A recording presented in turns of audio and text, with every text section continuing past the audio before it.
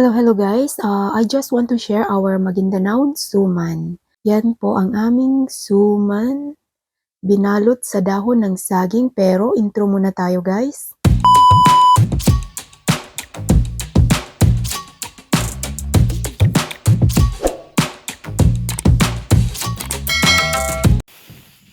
Ayan, ito nga pala yung bigas na kailangan. Pulot ang tawag namin dyan guys.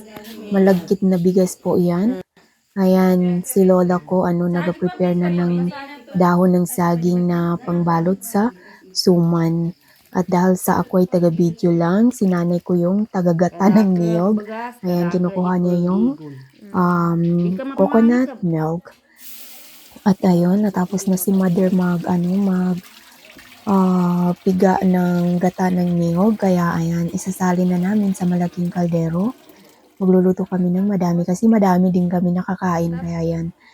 At saka kailangan din natin ang lamas-lamas kagaya ng sibuyas, bawang, luya, yung dahon sibuyas, ayun. At saka yan, halo-haloin ko muna. Ako yung naghalo guys. At syempre, pangdagdag lasa yung namnam. Ayan, si mother, nilagyan na ng namnam pang dagdag lasa. At saka isasali na niya yung bigas na hinugasan. Hinugasan niya muna yung bigas bago niya isasalin sa kaldero na kumukulo na gata. Ayan.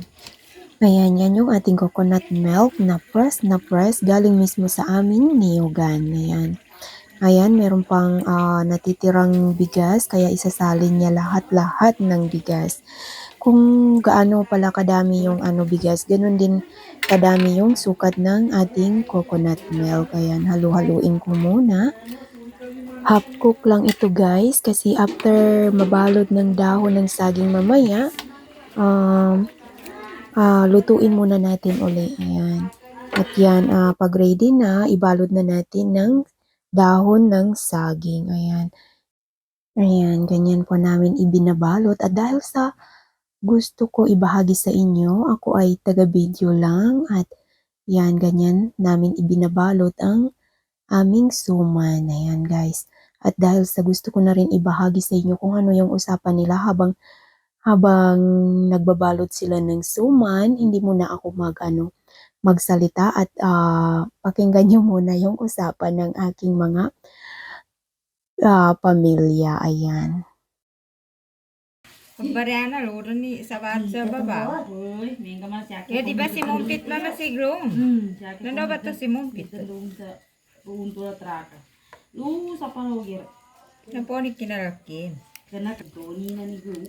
Manya bagrana traka mas. We to ba karag kinaga mas rabo. Bari igu. Ibulu lang kuni kami si kitik banti ko gagaluna. Ayan, ganun yung salita namin guys. Kaya kailangan kong magtagalog para magkaintindihan tayo. At dahil sa hindi ako Tagalog, hindi kagalingan yung aking Tagalog. At yan, yung kapatid ko yung taga-tali ng suman. Dahil sa ako ay taga-video, ay talagang taga-video lang yung aking role. Dahil sa gusto ko na rin ibahagi ang aming suman, Maguindanao suman. Ayan. Ayan, pinapakita ng kapatid ko kung paano niya itinatali yung suman. Ayan. Kaya Kasi naabuar ng lisensya. Oh? Mamaran siya pagwana sa pasyente. Ayan, dahil sa tapos na ang pagbalot ng ating suman, ayan, ilulutuin uli ni nanay ko. Lalagay uli sa malaking kaldero at lagyan ng tubig. At isasalang uli sa apoy. Yung ginagamit namin nga pala sa pagluto ay ang kahoy. Panggatong namin ay kahoy. Ayan. Ayan, lutuin na natin ang ating suman. At after ng ilang minuto, ay luto na iyan.